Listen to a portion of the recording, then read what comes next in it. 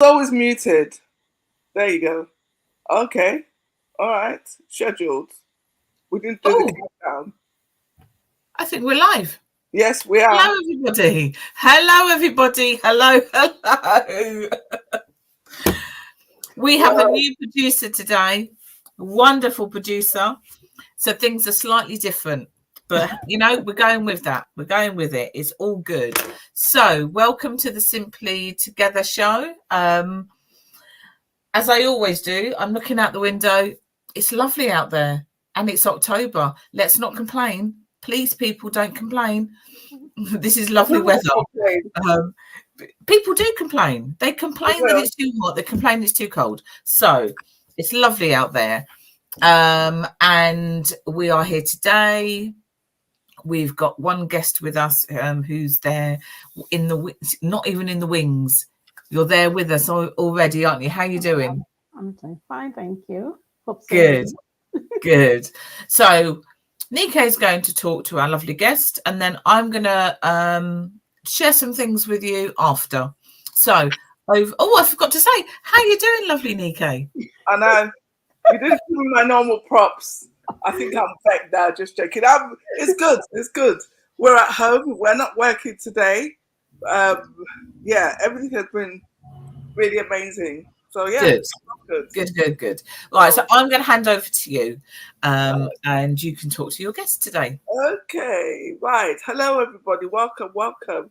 So, yes, my guest here, Aishat Idris. If you would like to introduce yourself to everybody, tell them a bit about yourself, how you came to be doing what you're doing, anything that you please.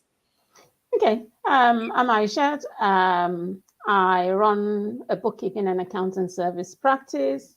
Started that about 2 years ago. And prior to that, I seem to have lost Nikki, but I'm going to keep going. Just carry on. Okay.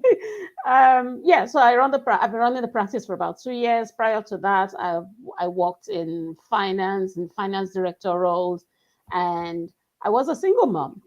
I always question myself whether I should say I was or I am, but the fact is my children have flown the nest, hence the confusion as about whether I'm or was.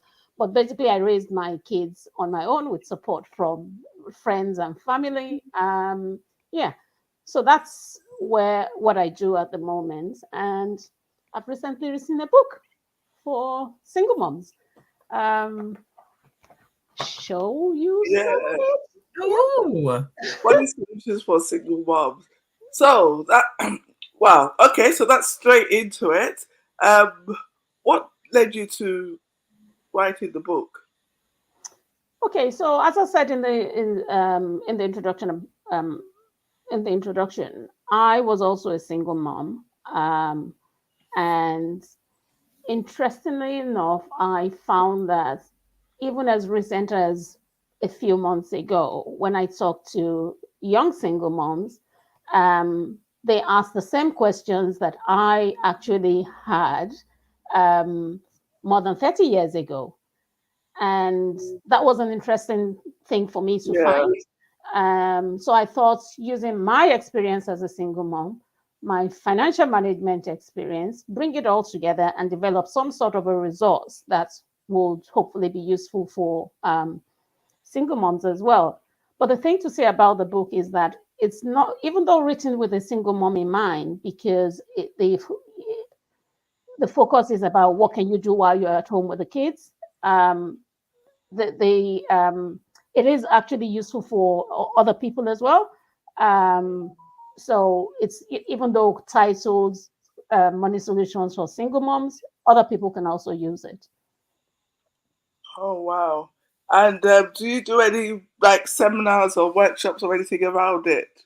Okay, so that's something I'm trying to put into place at the moment. I'm looking to run Facebook Lives, IG Lives, but at the moment it's not in place.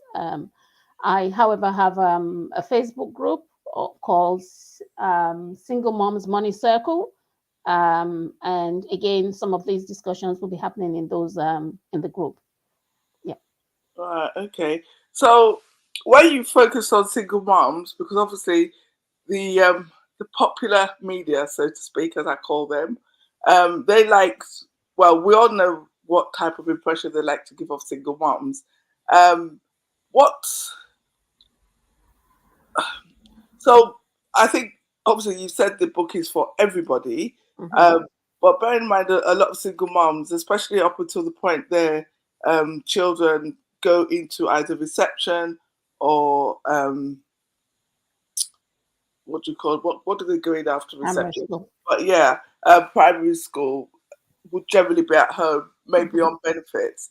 How does this impact? What type of solutions do you suggest for them? Especially like if you've got somebody in that situation now in the current economy. Okay, so well, current economy being the cost of living crisis we're all living through, and money not stretching as far as it used to stretch in the past. So some of the solutions in the book include cost-cutting measures, negotiating your bills, because these days, in the past, before you can move from one utility service provider to another, used to be a bit of a pain. These days you can shop around as and when, and some of them will even pay for switching costs. It's also basic things like, oh, don't wash just two items. Don't put two items in the washing machine. Stack up your dirty clothes so that you have a machine full before you run the wash. Just basics, I say they're common sense, but some people, you don't think about these things, especially. Yeah, that's what I was going to ask. Yeah, that do people actually really consider the cost of running their machines? I think the dryer where you're drying your clothes is quite a big one, because a lot of people don't actually use them anymore for various reasons. But just generally, using the dishwasher, the Hoover, and all of those things, do people actually consider the cost of them? Because and one other common one is, going to boil the kettle. We all want a cup of coffee, a cup of tea. You fill the kettle up, and then you only take a cup of water from it. And the next time you go again and fill it up. Why not just fill? Put the boil the quantity of water you want. That again helps with saving on cost. So there's a few bits and pieces like that in the book. There's also things around, okay, maybe, do you have a skill set that you can use? And, while you're at home, actually do that. Or basically, so one of the things I also say is we Africans will, we're known for buying coolers and chafing dishes and whatever stuff. And I am one for that. When my kids were young, there was this thing back then where, you buy a set of plates for £2,000, I think it was back then, and you pay bits and pieces, with the mentality coming from Africa that, when my daughter is getting married, she will be able to take it.